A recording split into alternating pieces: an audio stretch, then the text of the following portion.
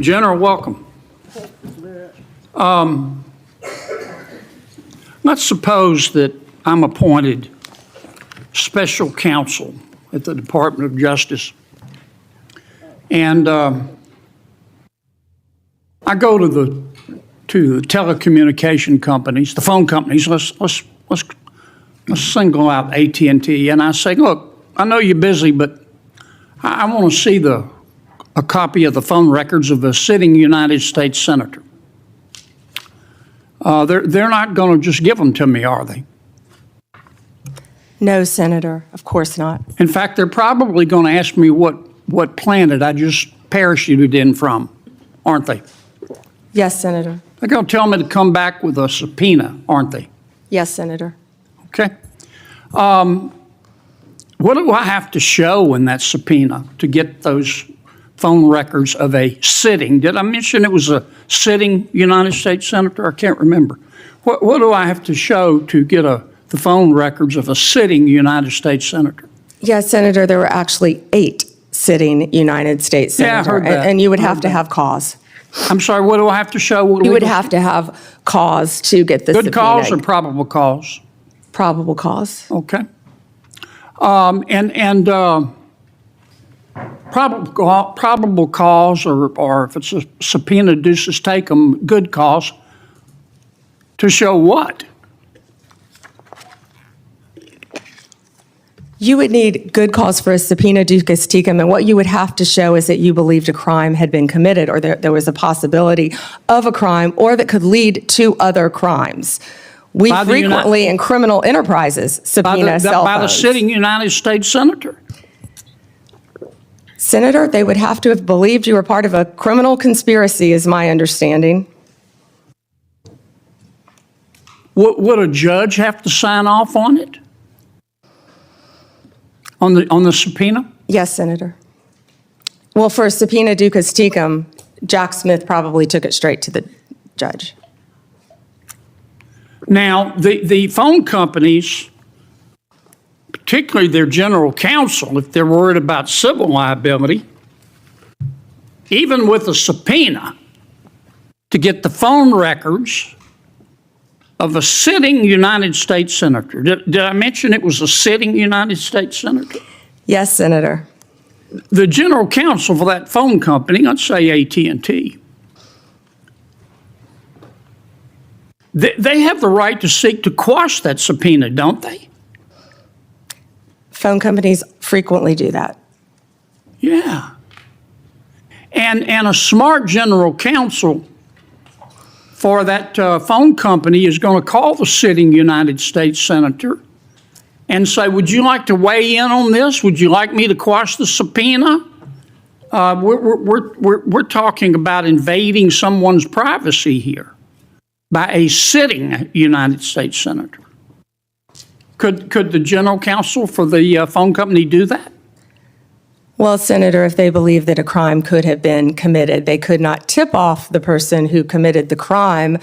Again, I can't comment on details of this particular case. I'm just asking you theoretically. I've never seen you commit a crime, Senator Kennedy. But let's suppose, okay, they didn't want to tip off the sitting United States senator.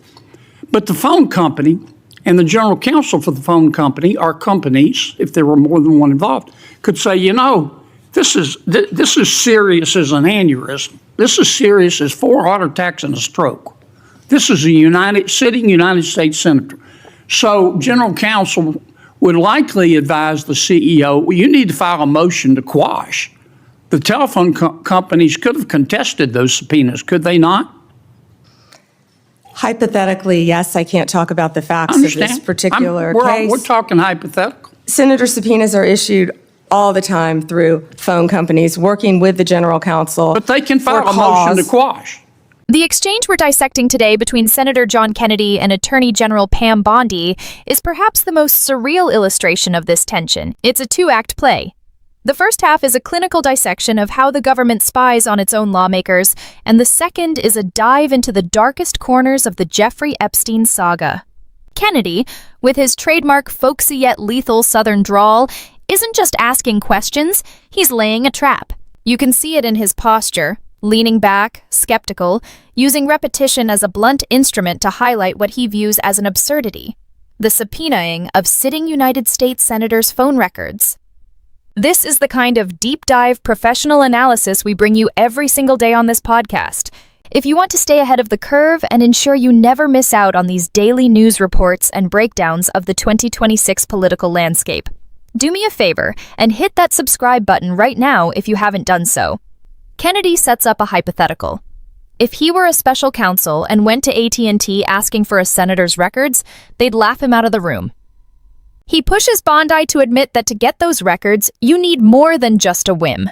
You need probable cause and a judge's signature. The underlying context here, which surfaced in early 2026, is the Arctic frost probe, where it was revealed that Jack Smith's team allegedly obtained the phone records of 8 GOP senators, including Lindsey Graham and Josh Hawley. Kennedy is highlighting that the telecom companies didn't just comply, they potentially bypassed the usual motion to quash, which he describes as being serious as an aneurysm.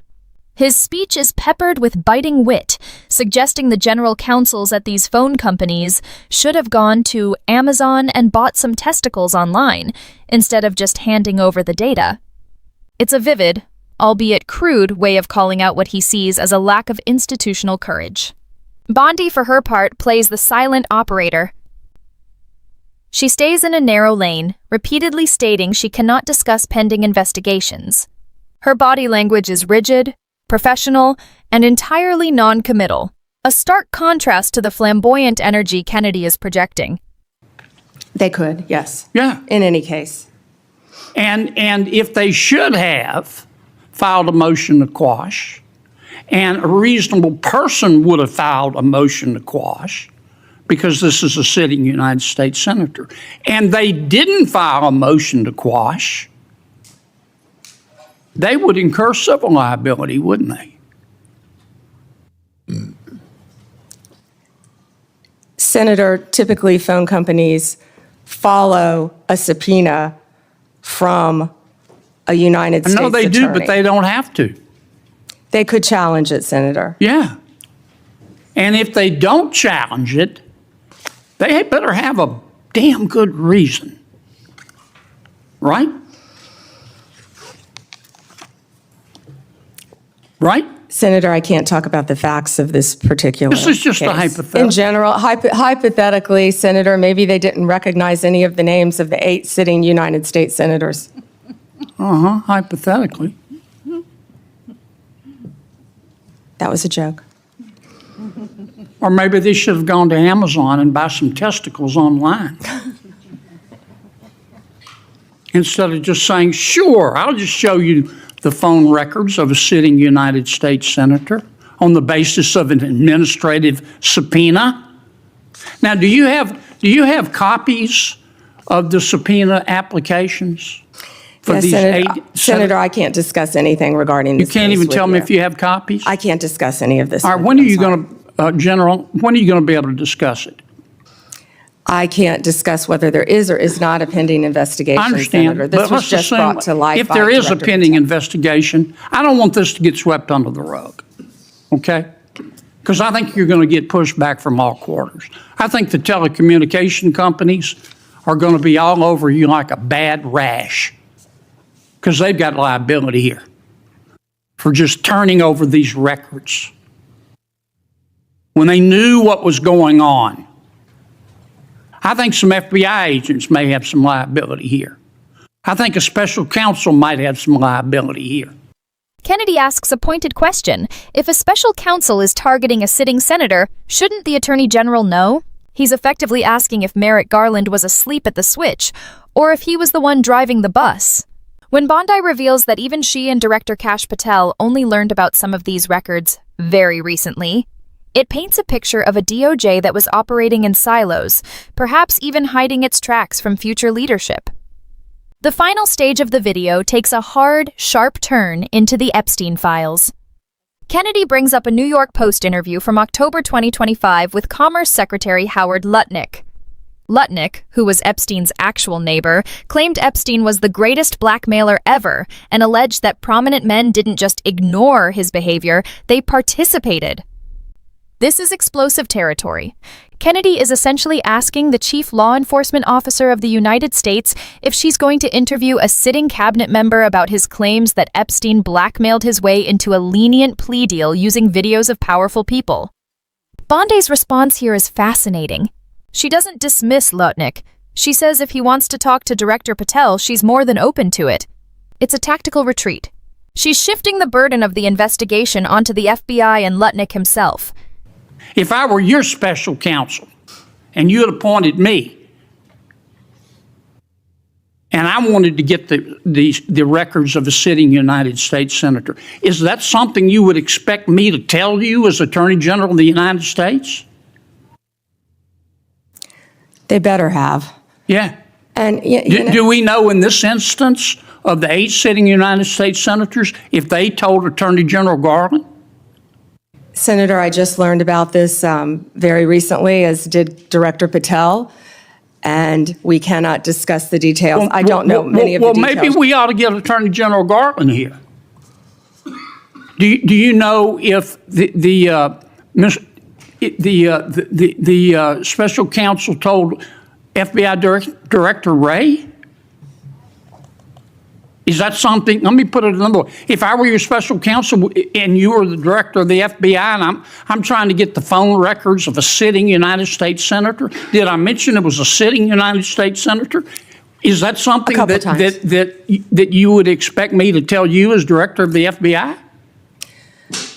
In general, I would believe the FBI would help execute the subpoenas. Yeah. To the businesses. Okay, I want to switch to another subject in the 12 minutes that I have left, since everybody else got to go over. I've got to ask you about this, General. Secretary Howard Lutnick on October 1 gave an interview to the New York Post about Mr. Epstein. And he described Mr. Epstein as, quote, the greatest blackmailer ever, close quote. Have you reviewed that transcript of that interview? I have not reviewed the transcript, but I saw the clip of it. Okay. It appears that Secretary Lutnick was Mr. Epstein's next door neighbor. In fact, their townhomes shared a wall. And the reporter that was talking to Mr. Lutnick, she asked how other prominent men could have been associated with Epstein when Mr. Lutnick could immediately sense that he was a, quote, pervert. And then Secretary Lutnick said, or rather the reporter said, did they see it and ignore it? Do you remember that from the interview? I do. And Commerce Secretary Lutnick said, no, they participated. And then Commerce Secretary Lutnick goes on to say, quote, that's what his MO was. You know, get a massage. And what happened in that massage room, I assume, was a video. This guy was the greatest blackmailer ever, blackmailed people. That's how he had money, end quote. Is that true? Senator, as our July memo said, we did not uncover evidence. This case has gone through 3 administrations, as well as former U.S. Attorney Alex Acosta. I know that, Pam, but have you interviewed Secretary Lutnick? No, Senator. Do you plan to? If he wants to talk to the FBI or the FBI wants to talk to him, that is more than on. Don't you think you ought to talk to him after this interview? Senator, if Howard Lutnick wants to speak to the FBI and if Director Patel wants to speak to Howard Lutnick, absolutely. Okay. Maybe we ought to get Mr. Lutnick in here too, Mr. Chairman. Kennedy's closing remark that they should probably bring Lutnick in to testify sets the stage for what could be the most significant hearing of the 2026 legislative session.